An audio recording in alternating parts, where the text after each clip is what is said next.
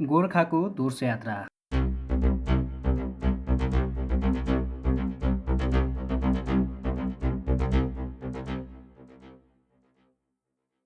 सम्भव नेपाल, काठमाडौँबाट। पहिलो पटक विद्यालय पोसाक वितरण गर्न बाँकी रहेका गोर्खा जिल्लाका बालबालिकालाई फेरि विद्यालय पोसाक वितरण गरेको छ हाम्रो सम्भव नेपाल संस्थाले। हैन हजुरले लगाइदिनु एउटा म लिदिन्छु बरु सरी लगाइदिनु है अगाडि जा अगाडि बच्चालाई यहाँ बाबु पढाइ ठुलो हुन्छ ल मान्छेहरु त हिरो जस्तो छ पढाएन भने त जिरो हुन्छ नि डिस्टर्ब गरे के अनुष्का बिग अनुष्का नमस्कार गर है के तिम्रो अनुष्का हो रन्जु मगर हामीले हो बडा है ल पढेन भने पढ्यो भने मन पराउँछ पढेन भने कसैले पनि फेरि वास्तै गर्छ के त्यो नाम फोटो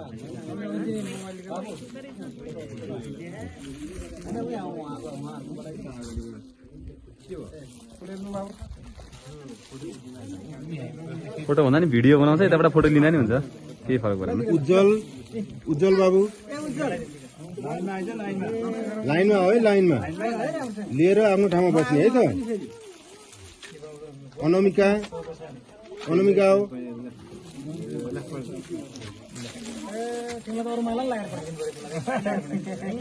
अनुज सुनार छैन होला अनुज छ ए ल अनुज ल नमस्कार गर अनुज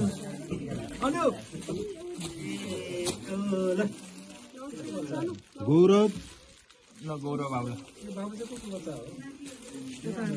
गौरव हो पढ्ने हो रिदम बाबु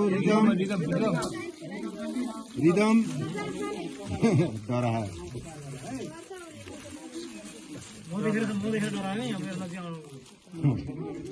सारिका नमस्ते गर नमस्ते जानेको के को ल ठिक छ ल सोफिया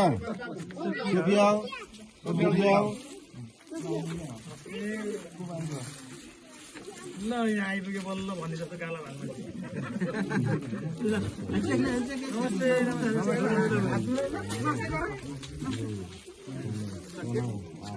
कतिजना बाँकी रह्यो त्यो बाँकी छ अब पैसा बाँकी यो नानी हो आऊ के हो तिम्रो यसको नाम रुप्सिलाको आएन रुप्सिला त्यो नाम उहाँ नाम चेन्ज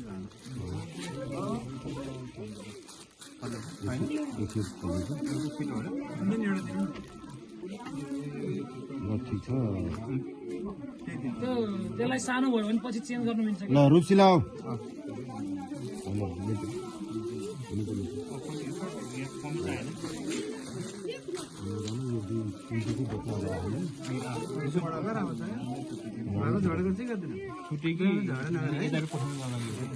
संस्थाका तर्फबाट अध्यक्ष कपिल देवकोटा समितिको अध्यक्षज्यू अनि त्यसपछि शिक्षक विद्यार्थी अभिभावक सङ्घ होइन अभिभावक सङ्घका अध्यक्षज्यू सम्भव नेपालका अध्यक्षज्यू हाम्रो विदेशबाट आउनुभएको पाहुना ईशाज्यू विद्यालयका जति पनि प्रधानाध्यापकज्यू उपप्रधानाध्यापकज्यू अनि सबै बालबालिकाहरू अभिभावकहरू सबैलाई विशेष धन्यवाद दिन चाहन्छु। हामीहरू खास एकदम लामो यात्रापछि बेलुका 8 बजी यहाँ आइपुगेका थियौँ र हामीलाई लागेको थियो कतिले के हुन्छ जस्तो, तर हामीले सोच्यो भन्दा एकदमै राम्रो तरिकाले कार्यक्रम गर्ने वातावरण तपाईँहरूले बनाइदिनु भयो, यसको लागि धन्यवाद। विशेष गरिकन विद्यालय भनेको अब 3टा चिजहरू हुन्छ त्यहाँ तपाईँहरूलाई थाहा छ। एउटा विद्यार्थी हुन्छ, शिक्षक, त्यो विद्यार्थी शिक्षक र अभिभावकको अनुदान छोड्ने बित्तिकै यताउता केही हुने बित्तिकै अनि त्यसपछि स्कुल चाहिँ चल्न सक्दैन होइन। त्यही भएको हुनाले विशेष गरिकन यो 3टा जुन पक्षहरू छन् विद्यार्थी शिक्षक र अनि अभिभावक, यी पक्षहरू एकदम मिली महत्त्व भएर एउटा निश्चित प्लान बनाएर अगाडि बढ्नुपर्ने हुन्छ। जहाँसम्म लाग्छ त्यो काम यहाँ भइरहेको छ, किनभने यो 3नै पक्षलाई मैले मेरो अगाडि उपस्थित भएको देखेको छु। बालबालिकाहरूको लागि मैले विशेष गरिकन भन्नुपर्दा बालबालिका भन्दा नि अभिभावकहरूलाई मैले भन्नुपर्ने कुरा चाहिँ आजभोलि बजारका मान्छेहरू तपाईँहरू सबैजनाले पैसा कमाएर ब्याङ्कमा लगेर राख्नु पर्दैन।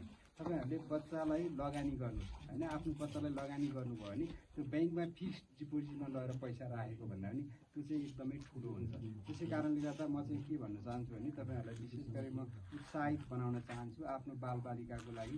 हाम्रो अघि चाहिँ महासचिवज्यूले भन्नुभयो जस्तै स्कुलमा केही समय हुन्छ र 1-2 बढी समय चाहिँ उता घरमा हुन्छन्। घरमा के खाएको छन्, कस्तो मान्छेसँग बोलेको छ, हिजोको भन्दा आज बोली नराम्रो भयो कि, कति बेला उठेको छ, तपाईँबाट के संस्कारहरू सिकिरहेको छ होइन, के विविध कुराहरू चाहिँ तपाईँहरूले अलिकति ख्याल गर्नु पर्यो हुन्छ, जसले गर्दा बच्चा चाहिँ एउटा निश्चित ट्रेनमा पुग्छ र अनि भोलिको दिनमा चाहिँ तपाईँहरूले खोजेको जस्तो तपाईँको बालबच्चाहरू बन्न सक्छ। र सरहरूले पनि अहिले जुन तरिकाले बालबच्चाको लागि समय दिनुभएको छ त्यो समय पनि सही ठाउँमा मैले युटिलाइज गरेछु भन्ने किसिमको एउटा फिलिङ उहाँहरूलाई हुन जान्छ होइन। अब संस्थाले गर्ने सहयोगको बारेमा मैले भनिसकेको छु। विशेष गरिकन हाम्रा दुईजना जुन संस्थाका प्रतिनिधिहरूले भनिसक्नु भएको छ, उहाँले भने जस्तै हामी चाहिँ कस्तो भने रेगुलर रूपमा अब फर्म हुन्छौँ होइन। स्कुलमा बच्चाहरू कोही छ कि के छ कि, अब स्कुल आएको छ कि आएको छैन, भत्या छ कि बढिया छ कि होइन। हाम्रो उद्देश्य चाहिँ के हुन्छ नि, सिराजुक गाउँपालिकाको कुनै पनि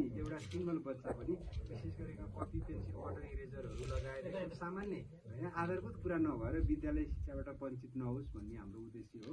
त्यसको लागि तपाईँहरूसँग हामी जुन कुनै किसिमको सहकार्य गर्नलाई पनि तयार छौँ है। यति भन्दै तपाईँहरूको माया, तपाईँहरूको सद्भाव र तपाईँहरूले देखाउनु भएको यो उत्साहजनक उपस्थितिको लागि विशेष धन्यवाद दिँदै मेरो 2 शब्द यहीँ टुङ्गाउन चाहन्छु। धन्यवाद।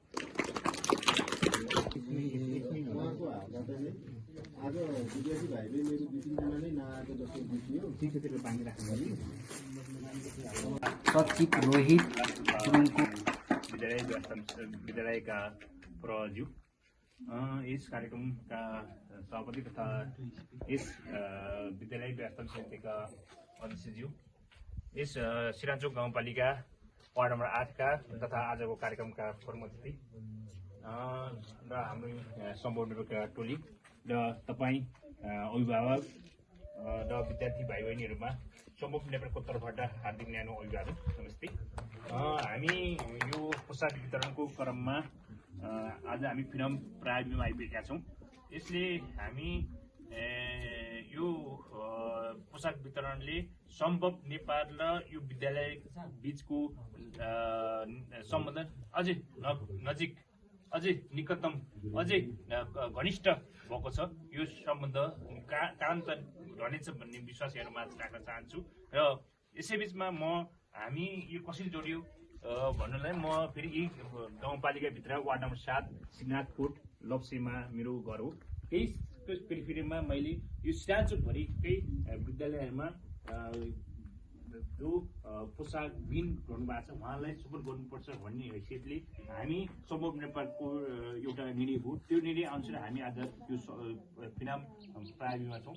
र तपाईँहरूलाई म विद्यार्थी भाइ बहिनी र अभिभावकहरू जो आउनु भएको छ उहाँलाई मेरो विनम्र अनुरोध के छ भने तपाईँहरू 10-4 को बिचमा विद्यार्थी भाइ बहिनीहरू यता सुनिदिनुहोस् है, नानीहरू है, तपाईँहरू जो पढ्न आउनु भएको छ यो विद्यालयमा तपाईँको भविष्यको लागि आउनुभयो। तपाईँ के गर्छु भविष्यमा मेरो चाहना, मेरो इच्छा आकांक्षा यो छ भनेर तपाईँहरू यहाँ अध्ययन गर्नु आउनु भएको छ। त्यसका निम्ति यहाँ पढाउने शिक्षकहरूले तपाईँहरू धेरै दुःख गर्नु भएको छ। उहाँहरू के अरे दाइ तल के अरे जोबारीबाट आउनु भएको छ, सर्गी तलबाट विभिन्न ढङ्गबाट यहाँ विद्यालयमा अध्ययन गराउन आउनु भएको छ। उहाँहरूले जति दुःख तपाईँहरूलाई गर्नु भएको छ त्यति दुःख तपाईँहरूले गरिदिनु पर्यो। तपाईँहरू आज यो बन्छु भनेर तपाईँहरू आउनु भएको छ, तपाईँहरूको पढ्न तपाईँ लगनशीलले पढिदिनु पर्यो।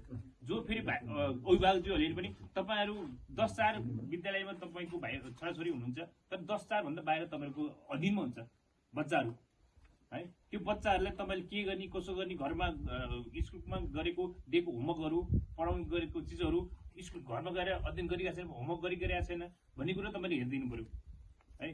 छोराछोरीलाई तपाईँहरूले घरमा जस्तो बनायो यो बच्चा त्यस्तै बनियो, शिक्षकहरूले जस्तो बनायो त्यस्तै बनियो अहिले। त्यसै कारणले तपाईँहरूले घरमा पनि आफ्नो बालबच्चा राम्रो ढङ्गले विचार गरिदिनु पर्यो। पढिरहेको छैन, यसको अवस्था के छ, कसरी स्कुल गइरहेको छैन, बेला बेला स्कुल आएर मेरो विद्यालय छोराछोरी आइपुगेन, होमवर्क गरिरहेको छैन भन्ने कुराहरू पनि चासोको साथ लिन निम्ति म हार्दिक अनुरोध चाहन्छु। हामी बच्चाले लाई जसरी अहिले हामी ध्यान दिएर उहाँहरूको पढाइमा उहाँहरूको के अरे भविष्य बनाउने निम्ति हामी तत्पर छौँ। अहिले नै उहाँहरूको विषयमा ध्यान केन्द्रित गर्न निम्ति म सबैमा हार्दिक अनुरोध गर्न चाहन्छु। हामी संस्था यस्तै बालबच्चाहरूलाई उनीहरूको भविष्य बनाउन निम्ति हामीले सानो सहयोग गर्दै आएका छौँ। मलाई लाग्छ हामी फेरि पनि यस्तै सहयोगहरू फेरि पनि हामी यो फिल्म प्राइभेटमा गर्ने बाचा गर्दै फेरि पनि तपाईँहरूले आफ्नो बालबच्चा र शिक्षकहरूले आफ्नो के अरे विद्यार्थीहरूले विशेष ढङ्गले आफ्नो के अरे मिहिनेत गरिदिनु निम्ति म हार्दिक अनुरोध गर्दै फेरि पनि म सबै अभिभावक, विद्यार्थी, शिक्षक शिक्षिका र यो के अरे कार्यक्रममा सहभागी हुने सबै आम दाजुभाइ दिदीबहिनीमा हार्दिक आभार व्यक्त गर्दै मेरो भनाइ यही अन्त्य गर्छु। हस्त धन्यवाद, नमस्ते। उपस्थितिमा गोर्खा जिल्लामा दोस्रो पटक फेरि विद्यालय पोसाक वितरण गरेका छौँ। यस विद्यालयमा यस्तै संस्थाहरू मार्फत सहयोग गर्दै आउनुहुन्छ भन्ने हामीले आशा छ र मन्तव्यकै क्रममा सम्भव नेपालबाट संस्था प्रतिनिधिको रूपमा पाल्नुभएका विदेशी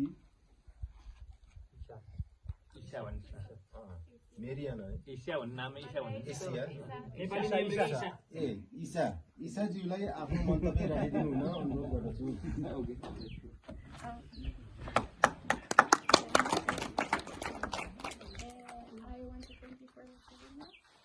हामीहरू सबैजनालाई यहाँ स्वागत गर्नुभएकोमा उहाँले तपाईँहरू सबैजनालाई विशेष धन्यवाद दिन चाहनुहुन्छ। We could collect the money for this uniform, so we hope they're useful for your kids. हामीहरू सबैजना भएर यो युनिफर्मको लागि चाहिँ पैसाहरू कलेक्ट गरेका थियौँ र जुन कलेक्सन राम्रो कलेक्सन भयो त्यसपछि हामी यहाँ आइपुग्यौँ बाँड्नको लागि। I really like your country and your village. मलाई तपाईँको देश र यो गाउँ चाहिँ एकदमै यो माउन्टेनहरू होइन हिमालहरू एकदम रमाइलो लागेको छ, खुसी लागेको छ। And I hope we can help you more in the future. मलाई लाग्छ आउने भविष्यका दिनहरूमा हामी अझ धेरै सहयोग गर्न सक्छौँ भन्ने आशा लाग्छ। फेरि होइन हाम्रो दीपक कपिल देवकोटाज्यू र यस संस्थाका महासचिव हाम्रो एउटा घनिष्ठ मित्र मेरो साथी जस्तो भाइ आज यस कार्यक्रममा आउनुभएको यस संस्थाको महासचिव रोहित गुरुङज्यू र यस संस्थाका के भन्छ प्रतिनिधि एउटा भोलिन्टियर भनौँ न प्रतिनिधि आज विदेशमा रहेर पनि नेपालको यो ठाउँमा सहयोग गर्ने मन बनाएर आउनुहुने यस संस्थाका भोलिन्टियर प्रतिनिधि मारिया साफेल मेरियाना होइन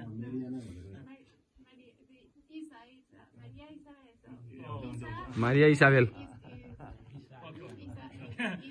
जेहुमा र यस विद्यालयका विभिन्न पदाधिकारीमा रहनुभएका यस संस्थामा विवेश समितिका सदस्यज्यूहरू, वित्तीय के अरे शिक्षक अभिभावक सङ्घका अध्यक्षज्यू साथै सदस्यज्यूहरू र विभिन्न टोलबाट आउनुभएका यस विद्यालयका अभिभावकज्यूहरू र विभिन्न सङ्घ संस्थाका प्रतिनिधिज्यू जो आउनु भएको छ भने र विद्यार्थी भाइ बहिनीहरू सम्पूर्णमा मेरो तर्फबाट र सम्पूर्ण यस स्कुलको तर्फबाट धन्यवाद टक्राउन चाहन्छु। आज यस कार्यक्रमलाई धेरै लामो नगरिकन छोटो रूपले बोल्नु पर्ने एउटा कारणले गर्दाखेरि मैले थोरै मात्रै बोल्न चाहेँ।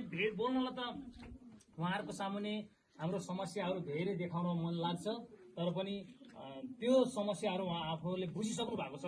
तल र माथि दुइटै सत्यदेवी प्रावि र फिनाम प्राविको समस्या एउटै हो। मैले त्यो भनिरहन नपर्ला। उहाँहरूले चाहिँ हाम्रो प्रतिनिधिज्यूलाई चाहिँ हाम्रो सरजीले चाहिँ त्यो कुराहरू दर्शाउनु हुनेछ अवश्य पनि भन्न चाहन्छु। र आज यो कार्यक्रममा उहाँहरूले यो सहयोगी मनहरू लिएर हाम्रो यो विद्यार्थी पोसाक वितरण कार्यक्रम लिएर आउनुभयो। यो यस्तैमा हामी एकदम खुसी छौँ। सबैभन्दा पहिले उहाँहरूले धन्यवाद दिए पनि उहाँहरूलाई हामी कहिले पनि थकित हुन सक्दैनौँ। उहाँहरूलाई धन्यवाद एकदम कसरी दिने होइन हामी खुसीको छ। हामीले यो खोज्दै जाने क्रम भन्दा पनि उहाँहरूले आफै खोजेर आएर हामीलाई यो सहयोग गरिरहनु भएकोमा उहाँहरूलाई एकदम स्कुल परिवार तर्फबाट मेरो व्यक्तिगत तर्फबाट पनि फेरि धन्यवाद दिन चाहेँ। यस्ता फेरि पनि मैले भन्न चाहेँ यस्ता सहयोगका अपेक्षाहरू विद्यार्थी पोसाक मात्रै नभएर विभिन्न विधाका विभिन्न पाटका सहयोगहरू फेरि पनि सम्भव भएसम्म उहाँहरूले हेर्नुहुनेछ देख्नुहुनेछ भन्न पनि चाहन्छु। उहाँहरूलाई यो कुरा पनि दर्शाउन चाहन्छु। यस स्कुलको यस ठाउँको भौगोलिक परिस्थिति र यहाँको अभिभावकहरूको अवस्था र यहाँको विद्यार्थीको अवस्था उहाँहरूले पक्का पनि निहालेर जानुहुनेछ भन्न चाहन्छु।